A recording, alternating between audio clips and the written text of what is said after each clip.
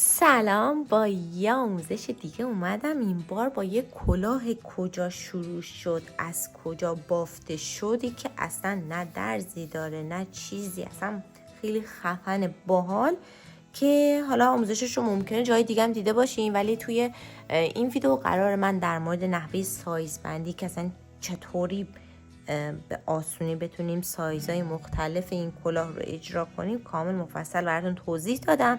تمام نکاتی که میتونین ازش استفاده کنین و یه ذره به اون سایزهایی که میخواین بیشتر نزدیکش کنین کامل مفصل گفتم در ادامه ویدیو. بیشتر تو همون موضوع مانور دادم این آموزش رو که کاربردتر باشه و به سوالات احتمالی شما پاسخ داده بشه.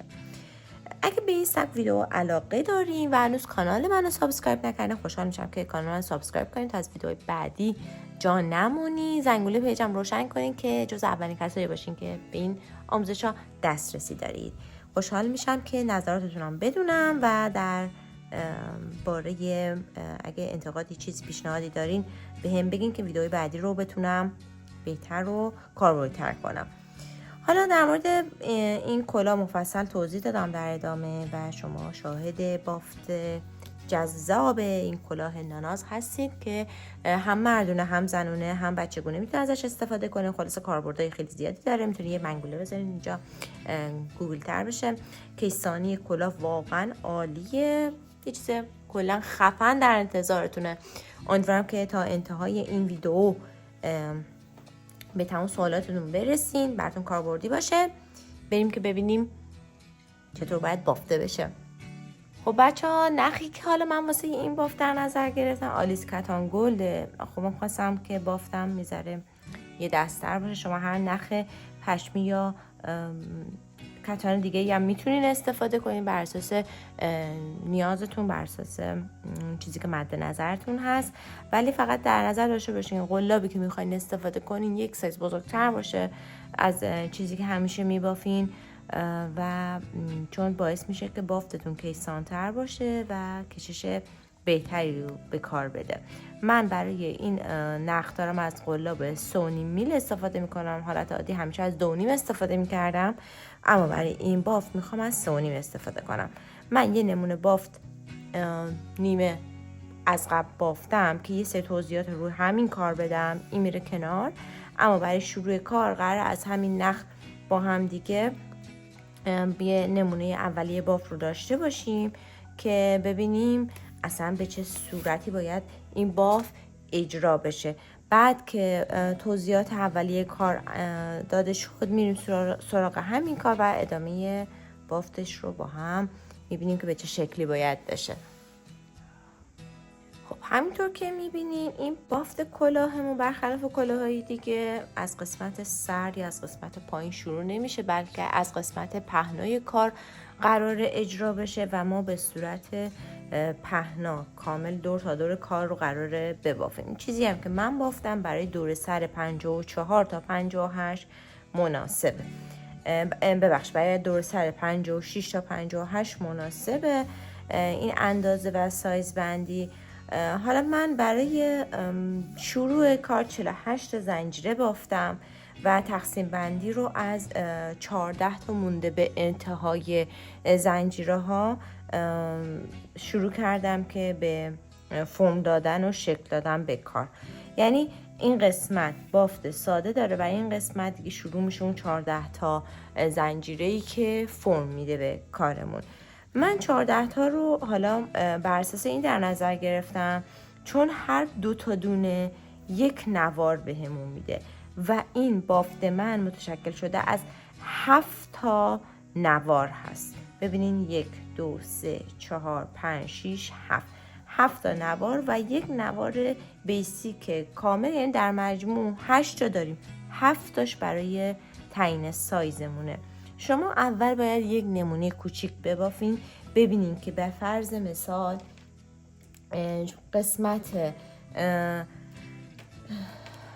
قسمت هر یک دونه نوار شما چند سانت بهتون میده که برای من حدود 1 سانت میشه و بعد محاسبه کنین که شما چند تا نوار نیاز دارین که به اون سایزی که مد نظر شماست برسین.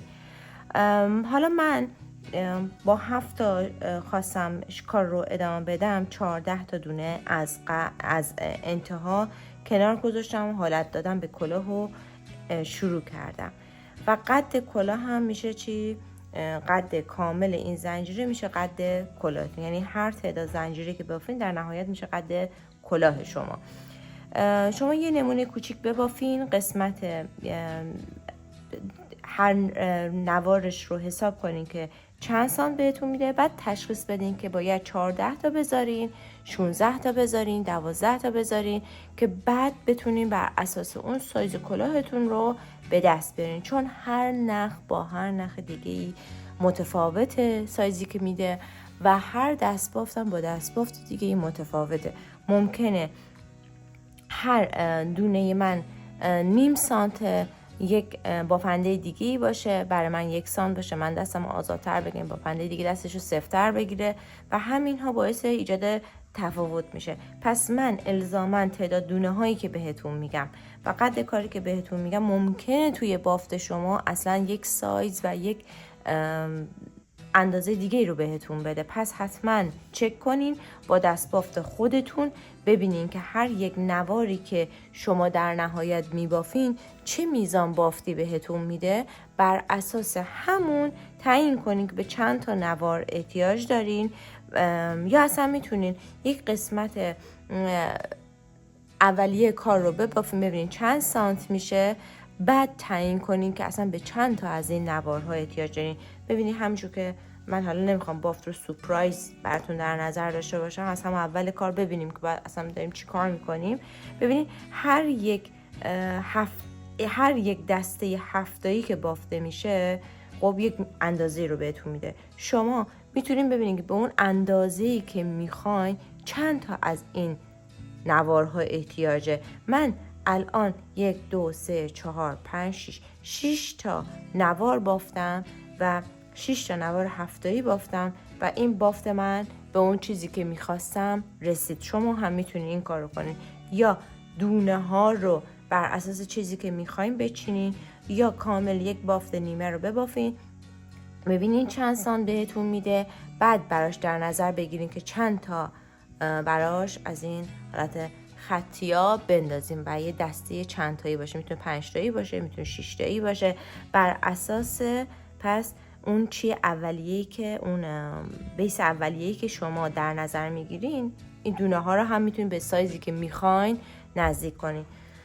خب این توضیحات اولیه که برای این کلاه من واجب دیدم که شما بدونین و حالا بریم شروع کنیم برای خود بافت اصلی که اصلا باید چی کارش کنیم که این بافت رو اجرا کنیم. من نمونه اولیه‌اش رو سعی میکنم یک چیز خیلی کوچیک داشته باشیم، چون اصلا نمیخوام بافت دیگه ای داشته باشم از این کلاه، فقط برای اینکه توضیح بدم که باید به چه شکلی اجرا کنین. در حد همین کفایت میکنه.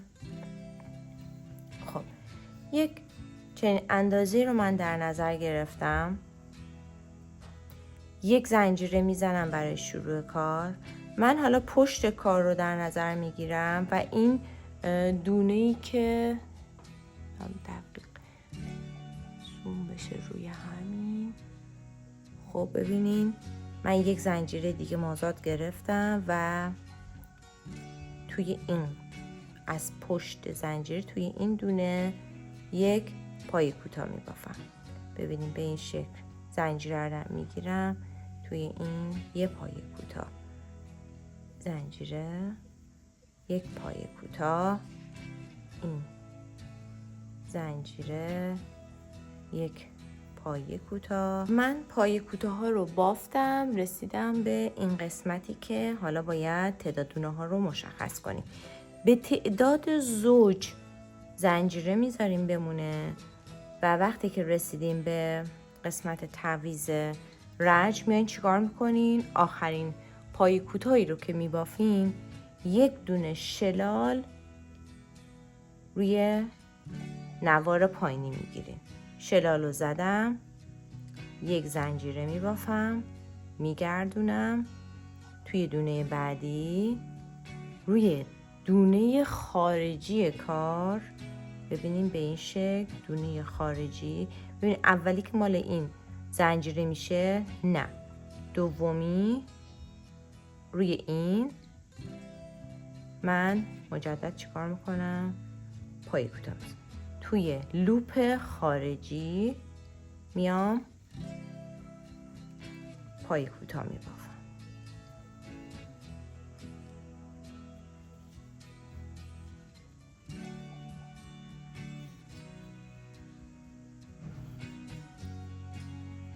پای کوتاه روی لوپ خارجی باید باشه.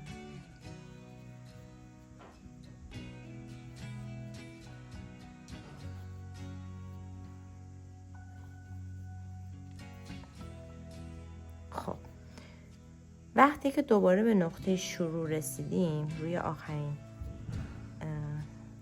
پایه هم زدم، این قسمت رو میارم بالا. توی این حلقه هم یک دونه باید بافته بشه، چون هم حلقه زنجیر اولیه است که میگیریم. چیز از سفت گرفته بودم الان و این هم بافته میشه. دوباره یکی دیگه این دفعه شلتر میگیرم که رنج بعدی راحت تر باشه. دوباره بافت برمیگرده. وقتی که برگشت دوباره اولین دونه هیچی، روی دونه دومی دوباره لوپ خارجی یا لوپ پشتی. دوباره باید پای کوتاه ببافین کامل به این شکل و برسیم به دومی. ببینین اولین نوار بافته شد. این نوار اولیه. همینجا میتونید سانت بزنین ببینین که مثلا من این یه تیکه رو میبافم چقدر بهم میده. خب این اولین نوار بافته شد. سعی کنین کامل بشه اول متوجه بشین دقیقا قد اولین نوارتون میشه همچین چیزی. خب این نوار یک میخواد کامل بشه، پس این رج رویش باید بره بیاد نقطه شروع. خب من یک دونه الان توی این رو کنین، این حلقه که اینجاه میکشمش بالا، یه دونه نخ از این میگیرم، یه دونه نخ از این میگیرم،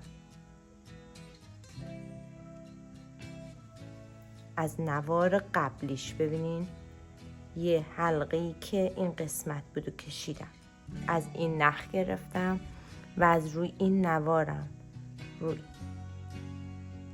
خونه بعدی نخ میگیرم، سه تا رو با هم یکی میکنم و روی خونه بعدی از نوار اولی، ببین نوار اولی حالا تو بافتمون باید باشه. دوباره یه دونه شلال میگیرم به این شکل، به این شکل باید بافته بشه. مثلا واضح داریم. خب دوباره یه دونه زنجیره برمیگرده. اولین دونه هیچی، چون این زنجیره مال دونه اوله هیچی. دومی خارجی دونه دونه بافته میشه تا بیاد شروع کار. شما یه همچین چیزی رو کامل ببافین، ببینین در نهایت اندازه بگیرین، ببینین اندازه چقدر بهتون میده. چند تا از این نوارها باید داشته باشین که دور سر کامل بشه و کلاهتون به اون سایزی که میخواین به دست بیاد. خب به این شکل ببینید این قسمتی که ما پایین میایم میشه چی؟ رج انتهایی. خب الان نگاه کنید این قسمت که رسیدیم، اینو من بکشم یه حلقه است دیگه، این حلقه‌ای که اینجاه، نگاه کنید این حلقه بعد کشیده بشه، یه دونه بافت تو این بخوره. خب دوباره یه زنجیره میاد بالا. دیدین؟ دوباره اولین دونه نه، دومین دونه میریم برای نوار دوم میخوایم شروع کنیم. به این شکل برای نوار دوم. گفتم قلاب باید سایز بزرگتر باشه تا بافت آزادتری بهتون بدم. خب الان یه تیکرم ببافم. برای نوارای بعدی خودم میبافم و قسمت برگشت یعنی شروع دسته دوم رو با هم دیگه داشته باشیم.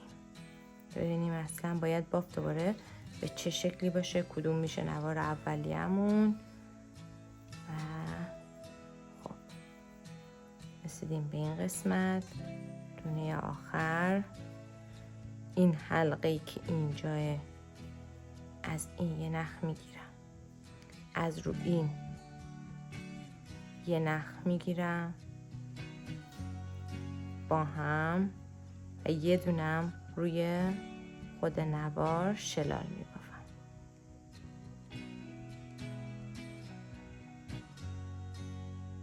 خب شلال بافته میشه. ببینیم به این شکل تمیزتر میاد. خب من حالا نوارای بعدی رو میبافم، میرسم به انتها تا ببینیم بقیه بافت به چه شکلیه. این آخر رو هم بافتم، شد این فعلا بافت اولیه من که همینجا باید برگردیم دیگه. یعنی آخرین دونه که زدیم یه زنجیره میبافیم و حالا روی تک تک باید لوپ برگشت رو ببافیم. لوپ پشتی، رج آخر. ببینیم به این شکل میبافم. این میشه اندازه هر نواری که باید داشته باشیم. اینو اندازه میگیرین، بر اساس دور سر میتونین بگین که چند تا از این نوارها نیازه، یا اصلا با این تعداد نواری که در نظر گرفتین، با این تعداد منظورم که این نوار کوچولوها در نظر گرفتین، چه پهنایی بهتون میده، چند دسته از این نوارا احتیاج دارین. پس سایز بندی این کلاه رو شما از این طریق میتونین به دست بیارین، تخمین بزنین. پس تا اینجا هر یک دونه‌ای که باید میبافتیم، هر یک پهنا تا اینجا بهمون داد که چه میزنه. حالا برای بعدی دومی رو باید چی جوری روش سوار کنیم، این قسمت مهمه. دونه رو میزنیم، دوباره به همون شکل رج شروعمون رو میبافیم. بعد اینجا یادمون باشه که ما چند تا زنجیره از انتها خالی کرده بودیم، نبافته بودیم، روی کدوم شروع کرده بودیم شلالو زدیم. من 10 تا رو خالی کردم. خب رو دونه دهمیشم اومدم شلالو زدم. الان دوباره میشمارم ببینیم من الان پایه ها رو بافتم. بشمارم ببینم 10 تا دارم. 1 2 3 4 5 6 7 8 9 10. پس من یک دونه اینجا میبافم، اینا 10 تاست. یه دونه شلال اینجا میزنم، دقیقاً مثل این قسمتی که شروع کرده بودم.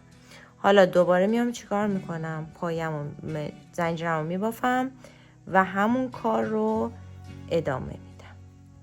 دقیقاً باید به همون شکل باشه.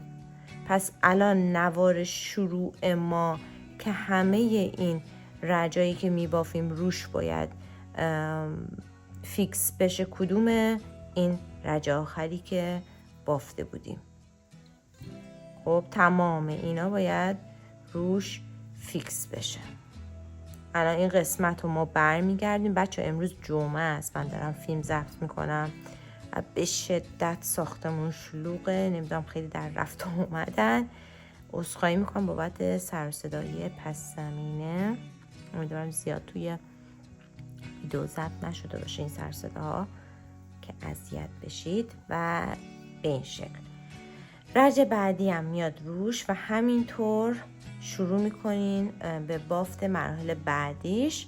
خب من اینجا دیگه بافت تکراریه، تا اینجا امیدوارم واضح توضیح داده باشم. اگم سوالی بود یا نقطه ابهامی واسهتون داشت حتما با من در جریان بذارین، من تا جایی که بتونم بهتون راهنمایی میکنم، کمک میکنم. خب ببینیم الان به فرض روی این کلاه اومدیم، این قسمت رو من بافتم، این قسمت رو شروع دوباره زدم، ببینین به این شکل این بافته شد، این دوباره میاد اینجا و همینطور ادامه دوباره بافته میشه و این کار باید هی ادامه پیدا کنه. بچه یک پترنی هم داره، یه دیاگرامی هم داره این کلاه. من حتما میذارم تو کانال تلگرامم. کانال تلگرام لینکش تو قسمت بیوگرافی اینستاگرامم هست. اینستاگرامم هم توی، حالا لینک تلگرام و اینستاگرامم احتمالاً باید توی همین قسمت هدر پیجم کانالم باشه، شما میتونید از اونجا لینکشو بگیرین، به دیاگرام این کلاه هم دسترسی داشته باشین. خب من 6 تا دونه از این خوشه یا بافتم، رسیدم به انتهای کار، یعنی رسیدم به این قسمت، تا این نقطه که رسیدم رج برگشتشم بافتم و الان یعنی این قسمت برگشتشه، رسیدم به دونه های آخرش و تست آخری کار رو هم انجام دادم و اندازه‌ای که میخواستم دقیقاً رسیدم بهش. خب رسیدیم به قسمت وصل، قسمت ابتدا انتهای بافتمون. برای اینکه یه بافت تمیز، یه وصل تمیز داشته باشیم، شما میایین چیکار میکنین؟ این قسمت شروع کار رو اول به هم دیگه من وصل کنم. خب با نگاه کنین، دونه اول دونه آخر رو با یه دونه وصل ساده به هم وصل کردم. بعد حالا چیکار میکنم؟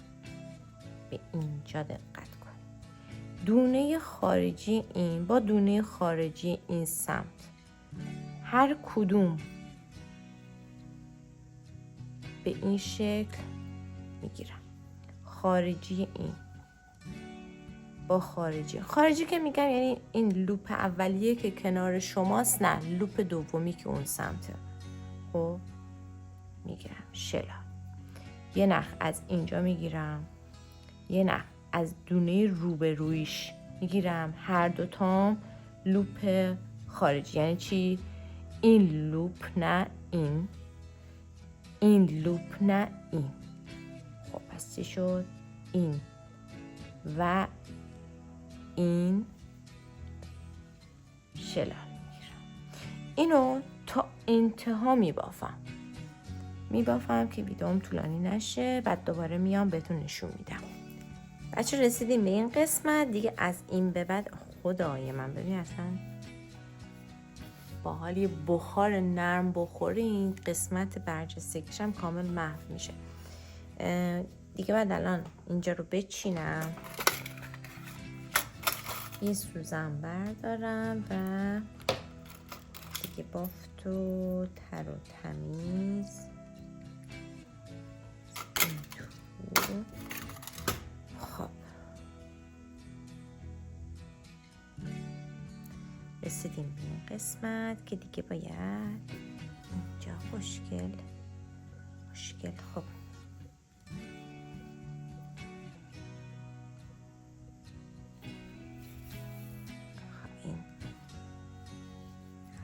باز کردم و الان اینجا نگاه کنیم به این شکل توی این قسمت بافت میفرستمش به این شکل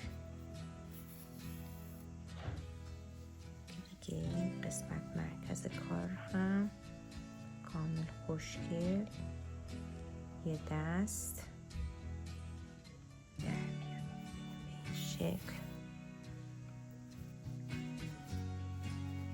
دیگه حالت ستاره‌ای میگیریم وسطش.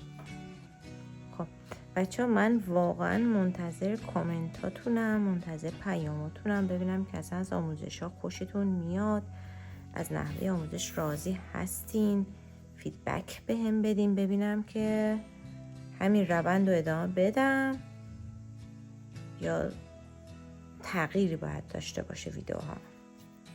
خوشحالم میکنم بهم انرژی میدین. نگاه کن تو رو خدا، خیلی خوشگل شد. خب این قسمت هم فیکس کنم خوشگل بشه. یه دونه از دستم قبلش در رفته بود. خب الان اومد تو بازی. خب خلاصه که من منتظر پیاماتون هستم، فیدبک بهم بدین که منم بدونم که آموزش‌ها روندش خوبه یا نه.